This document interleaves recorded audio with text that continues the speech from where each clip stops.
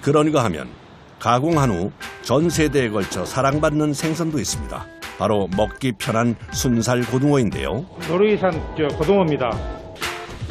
냉동 고등어의 맛과 선도를 유지하려면 해동 작업에 특히 신경을 써야 한다는데요. 안 넣으면은 해동이 안 되고 서로 간에 달라붙어가지고 작업하기가 힘듭니다. 염분이 들어가 있으면은 소금 그 성분 때문에 잘 떨어집니다. 그것도 선도 유지도 되고. 소금 2kg을 녹인 물에 냉동 고등어를 넣고 작업장 한 구석에 놔두는 작업자. 시간이 갈수록 자연스럽게 해동돼 제 모습을 찾아가는데요. 그렇게 하룻밤이 지나면 노르웨이 고등어의 맛과 탄력이 완전히 되살아납니다. 이 정도 되는 해동이 잘 된 겁니다, 지금. 만져보면은 이 해동이 된 상태는 감각이 다 생깁니다. 해동되기 전에는 딱딱한 상태인데 해동되니까 아니 지금 흐물흐물 하거든요. 냉동 고등어가 최상의 상태로 해동되면 이제부터는 순살 작업자들의 영역입니다. 바로 작업을 시작하는데요. 세밀한 작업이라 모든 과정은 분업화되어 있습니다. 박스로 한 100몇 개 담그면 그냥 다 잘라요. 그러면 아무리 안 나와도 뭐 한 4,000미 이상. 먼저 고등어 대가리 자르기. 간단해 보이지만 기술이 필요한 작업인데요. 이래 자르면은 이자 꼴대기 이것도 이거 다 붙어 나와요. 살이 안 붙고 이거 다 붙어 나와. 지름이를 약간 들어갖고야 이렇게 이래 자르면은 저 코 뜨는 사람들이 조금 수월해요. 최대한 안쪽으로 칼을 넣어 살을 살리는 게 포인트. 살짝 안 들면은 기름이 여는 게 저 살에 붙어갖고 손이 한번 들어가요. 코 뜰 때. 그걸 또 들어내야 돼. 이러면 자르기도 좋고 모양도 이쁘게 나오고. 대가리가 잘린 고등어는 옆으로 옮겨져 본격적으로 순살 만들기에 들어갑니다. 고등어의 뼈와 살을 분리할 때 20년 경력 작업자의 기술이 빛을 발하는데요. 요 선 요렇게 해가지고 요 가시가 있거든요. 요 뼈에 딱 붙여가지고 쫙 바로 하는 거죠. 그러면 이제 바닥에 싹 수율이 많이 나겠죠. 남은 반대쪽도 최대한 칼을 뼈에 붙여 쭉 밀어주면 살만 깔끔하게 분리됩니다. 요 살이 많이 없기 때문에 여기서 뼈가 보이죠. 이렇게 얇게 떠야 고등어 통통하고 맛깔나게 보이고 수율도 많겠죠, 그죠? 칼질 한 번에 순살의 양이 결정나다 보니 작업자는 매 순간 신중을 기합니다. 여기까지 작업을 마친 고등어는 세 번째 작업자에게 넘겨집니다. 세심한 손길로 고등어의 양옆을 손질하는데요. 담뼈까지 다 제거하는 작업이라고. 다 없잖아요. 깨끗하죠. 네 번째로 내장을 정리하는 작업자. 그런데 왜 한쪽 면만 잡을까요? 살이 물러가지고 그러면은 물러서 3분 다 뜨겁고. 고된 작업에 힘들지만 자부심 있어 견딜 수 있다는데요. 그냥 즐거운 마음으로 우리가 이렇게 손질해가지고 깨끗하게 해주면 또 먹는 사람들이 얼마나 잘 먹겠노 이런 생각으로 그냥 즐거운 마음으로 합니다. 짜증나고 하면 못해요. 팔이 아파갖고. 가시 손질이 끝난 고등어를 1차로 흐르는 물에 씻어주는 작업자. 요리 딱 있잖아요. 이거는 이런 면 제거를 했죠. 이물질과 가시를 찾는 작업은 계속됩니다. 손 닦고 해도 조금 덜 되는 게 있거든요. 작은 가시 하나라도 남아있을 경우 먹는 사람이 위험해질 수 있기 때문에 철저히 관리하는 것인데요. 그래서 5단계를 거쳐 손질된 고등어는 순살만 남게 됩니다. 그런데 이 고등어는 왜 따로 빼놓을까요? 원물 들어오는 과정에서 해동하기 전에도 그런 게 많아요.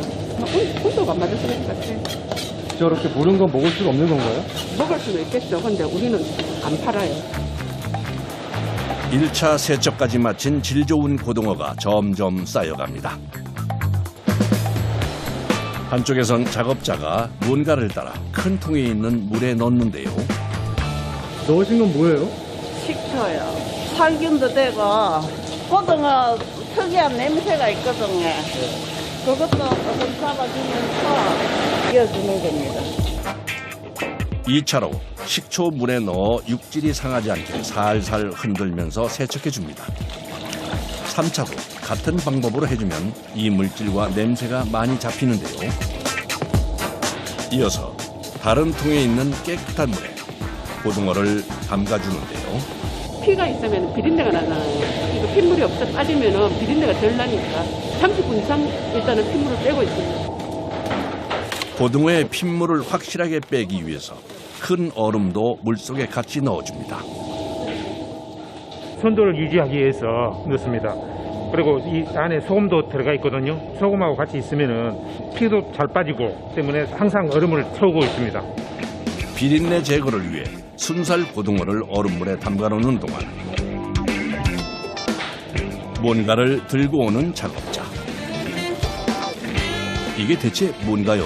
이게 함초소금입니다. 함초소금은 저희가 이제 다 손질된 순살포를 간을 하는 데 쓰는 거죠. 일반 그 소금을 해도 되지만 나트륨 함량이 낮아서 몸에 좋다고 하는 함초 소금을 사용을 하고 있습니다. 200리터 물에 함초 소금 한 컵을 넣어 골고루 잘 풀어주는데요. 그리고 비법 재료가 든 주머니까지 넣어줍니다. 이 안에는 국내산 표고버섯이랑 고기자가 들어있습니다. 생선을 잘 못 드시는 분들을 위해서 비린내를 좀 더 효과적으로 제거할 수 없을까? 연구 끝에 표고버섯하고 고기자를 적절한 비율을 섞어서 구수한 맛이 날 정도로 맛이 좋았고요. 작업자가 고등어의 비린내를 없애기 위해 오랜 연구 끝에 찾아낸 방법이라고 하는데요. 순살 고등어는 표고버섯, 구기자가 들어간 함초 소금물에 간이 잘 배게 30분간 담가 놓습니다. 순살로 만들면 네. 일반 고등어에 비해서 좀 맛이 떨어지거나 하는 건 없어요? 순살이 더 맛있겠지요. 정성이 더 많이 들어가니까요. 간이 잘 밴 순살 고등어는 급속 냉동을 하기 위해 바구니에 넣어주는데요. 이때 껍질이 위로 향하게 놓습니다. 반대로 놓으면 나중에 껍질이 바닥에 붙어 불량품이 생기기 때문인데요. 오래 놔뒀다가는 선도에 문제가 생길 수 있기 때문에 서둘러 냉동 창고에 넣어줍니다. 현재 상태는 34도에 12시간 정도 보관합니다, 지금. 그래야 잘 얼고 정상적인 제품이 나오기 때문에 하고 있습니다. 냉동 창고에서 12시간을 보낸 순살 고등어는 꽁꽁 얼어서 보관이 용이할 뿐만 아니라 포장하기에도 좋은 상태가 되는데요. 이거 보세요. 이렇게 소리가 날 정도로 얼었습니다.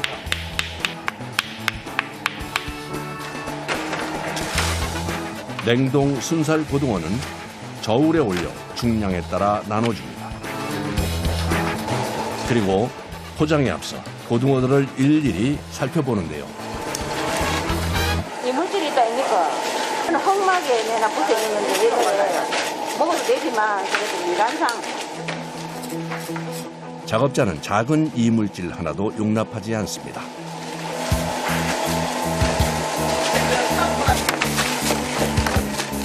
마지막으로 진공 포장까지 해주면 드디어 오랜 작업이 끝나는데요. 우리 제품이 소비자들한테 나간다는 게 좋은 일이죠. 맛있게 드셔주시면 저희들은 감사하죠. 많은 이의 정성이 담긴 만큼 밥반찬으로 오래 사랑받기를 바랍니다. 고등어와 더불어 우리나라에서 등푸른 생선을 이야기할 때 빠지지 않는 그 이름. 찬바람이 불면 어김없이 찾아오는 바다의 진객. 삼치! 삼치! 제철에 잡힌 삼치는 부드럽고 기름져 주로 숙성해서 회로 먹습니다. 그리고 구워서 간장 양념을 올려 먹으면 이 또한 별미로 꼽히죠. 최근 이렇게 맛있는 삼치를 쉽고 간편하게 즐길 수 있게 됐습니다. 바로 순살 삼치구이인데요. 가시가 있는지 확인을 하고 겉에 불순물이 있는지 확인을 한 번 더 해서 마지막 확인 작업을 하고 있어요. 하루에 약 300kg의 삼치를 손질한다는 생선 가공 공장. 이게 국내산 삼치인데요. 살이 탄탄한 게가 11월 달부터 2월 달까지 그때 잡은 걸로 지금 작업을 하고 있죠. 냉동 창고에다가 저장을 해놨다가 그걸 쓰고 있죠. 삼치는 고등어와는 다른 방법으로 가시를 제거합니다. 근데 여기 가시가 많네. 여기가 볼살이. 여기 또 작업하고 하면 가시가 나올 확률이 많기 때문에 이만씩 띄어서 여기서 잘라줍니다. 칼날의 각도로 가시 제거와 수율을 조절한다는 작업자. 그런데 생각보다 뼈에 살이 많이 붙었는데요. 칼 각도가 이렇게 세우면은 살의 로수는 적지만은 가시가 묻어 나올 확률이 더 높고, 칼을 약간 수평으로 세우면은 로수는 많이 나지만은 가시가 나올 확률이 더 적고, 칼의 힘 조정하고 칼의 각도로서 살을 로수를 약간 더 내고 덜 내고 조정하는 거죠. 냄새나는 내장 부위도 과감하게 잘라줍니다. 이런 게 있으면은 덜 질질해 보니, 그러니까 가감 작업할 때 제거를 해버리는 거죠. 가시와 냄새나는 부위를 완벽하게 제거하려다 보니 남는 순살이 얼마 되지 않는데요. 로수율이 한 40% 된다고 봐야죠. 네. 왜냐하면 머리 부분이 차지하는 부분이 엄청 많아요. 그리고 무게로 따지면은 한 50대 50을 볼 거예요. 왜냐하면 창자의 무게가 있으니까. 순살이 차지하는 비중은 진짜 얼마 안 되는 거죠. 수율을 포기하면서까지 가시를 제거해도 남은 가시가 있는데요. 그래서 2차에서는 핀셋으로 제거합니다. 작업을 하다가 지느러미 쪽 놓친 부분들, 뱃살에서 놓친 갈비뼈들, 그런 것들을 제거를 해주고 있습니다. 삼치는 살이 물러서 가시 뽑기가 쉽지 않은데요. 머리 쪽으로 이어지는 부분에 뼈가 있거든요. 이것들까지 제거를 해줘야 됩니다. 고도의 집중력으로 제거합니다. 이 가운데에 있는 이 핀본이라고 하는 가시들이 여기 항상 위치를 하고 있거든요. 이거는 무조건적으로 뽑아줘야 되는 것들입니다. 집에서 이제 생선 튀겨 드실 때 큰 뼈들을 뭐 젓가락으로 이렇게 잘 발라 드셔도 딱 먹었을 때 입에 남아있는 뼈들이 있거든요. 종일 고개를 숙인 채 삼치 가시를 하나하나 찾아야 하는 작업. 그러다 보니 눈과 목을 비롯해 온몸에 피로가 쌓일 수밖에 없는데요. 시중에 많이 나와 있는 자동화 기계가 많이 있는데요.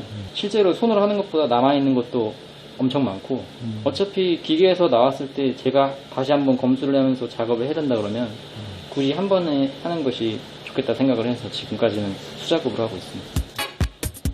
핀셋으로 가시를 제거한 삼치는 물에 10분간 담가 핏물과 염분을 제거해 줍니다. 그리고 토막낼 준비를 하는데요. 그 전에 숨은 가시를 다시 한번 제거해 줍니다. 여기 아가미에서 붙어있는 물렁뼈. 가시와의 전쟁이 따로 없습니다. 이 지느러미 뼈가 덜 잘려가지고 감각이 뼈가 잡혀요. 소분하는 것도 중요한데 이 뼈를 또 여기서도 제가 확인을 하는 작업을 하고 있기 때문에. 삼치를 자르는 동안에도 가시 찾기에 온 신경을 집중해야 하는데요. 마지막으로 굽기 전 다시 한번 꼼꼼히 살펴봅니다. 이렇게 위에 튀어나온 것들은 저희가 핀셋으로 뽑을 수 있는데 일자로 누워있는 것들이 있습니다. 그것들은 저희가 핀셋으로 발견이 되지 않기 때문에 열어서 뜯어보는 겁니다. 처음부터 끝까지 가시 제거 작업이 끊임없이 반복되는 삼치 순살구이. 주문하는 사람들의 건강 때문이라는데요. 이유식부터 유아식을 하는 아이들, 그리고 또는 노약자, 그리고 식단 조절이 필요하거나 아니면 무염식을 하셔야 되는 분들이 많이 구매를 하시기 때문에 저희가 이 모든 생선구이는 전부 다 무염으로 조리를 하고 있어요. 150도의 오븐에서 약 20분간 구워주면 순살 삼치구이가 완성됩니다. 촉촉하고 부드러운 맛이 일품이라네요. 잘 구워졌는지 확인하기 위해 냄새와 속살까지 깐깐하게 체크합니다. 직접 맛도 보는데요. 구울 때마다 이렇게 체크를 하다 보니 작업자는 하루에도 몇 번씩 생선구이를 먹게 된다는군요. 테스트할 겸 하루에 생선을 얼마나 먹어요? 12조각에서 많이 할 때는 20조각 정도? 매일요? 네. 생선 질리지 않으세요? 일단 저희가 바로 무염 작업하고 그리고 피를 완전히 뺐기 때문에 비린 거는 최대한 많이 뺐기 때문에 맛있습니다. 비린 건 많이 느끼고 있습니다. 이어서 순살로 손질할 생선은 부드러운 살이 매력적인 갈치입니다. 하지만 잔가시가 많아 쉽지 않은데요. 특히 갈치는 살이 별로 없어요. 가시 제거하고 생선을 최대한 많이 붙여요. 그래서 30년 경력의 베테랑도 어려워하는 작업이랍니다. 갈치가 제일 힘들어. 몸통 두께가 다른 생선에 비해 얇다 보니 힘들 수밖에 없는데요. 다 원형이 되잖아. 이게 이 칼은 일직이잖아. 전체 이렇게 뺏기지는 못한다. 가운데 가장 두꺼운 살 부분만 이렇게 단단히 되지. 어렵게 순살을 벗겨냈어도 냄새나는 내장 주위의 살까지 잘라주면 실제 남는 건 수량인데요. 특이한 냄새만 없으면 이거 이렇게 이렇게 해가지고 살릴 수 있어요. 그 냄새 때문에 향 때문에 아감이 버려져요. 야, 정말 얼마 안 되네요. 가시가 다 제거되고 완전히 순살 갈치가 완성이 된 거예요. 갈치와 비교하니 수율 차이가 확실히 보입니다. 갈치는 두께가 얇기 때문에 진짜 수율이 안 나와요. 한 30% 저희들이 보편적으로 봐요. 세척 가시고 3번 하셔. 살이 부드러운 갈치는 흐르는 물에 살짝 씻어줍니다. 그리고 남은 가시가 없는지 확인하며 잘라주는데요. 같은 생선인데 삼치와 갈치를 왜 따로 구울까요? 삼치하고 같이 굽게 되면 삼치에서 갈치 알러지가 날 수도 있고 갈치에서 삼치 알러지가 날 수 있기 때문에 작업을 따로 진행하고 있습니다. 오븐 속에서 촉촉하게 잘 구워진 갈치. 한눈에 봐도 순살만 남았네요. 순살 생선을 만들기까지 오늘도 작업자들은 수고와 노력을 아끼지 않습니다. 생선들을 정성을 다해서 만들고 있으니까요. 언제 어디서나 편하고 맛있게 드셔주셨으면 그걸 만족할 것 같습니다.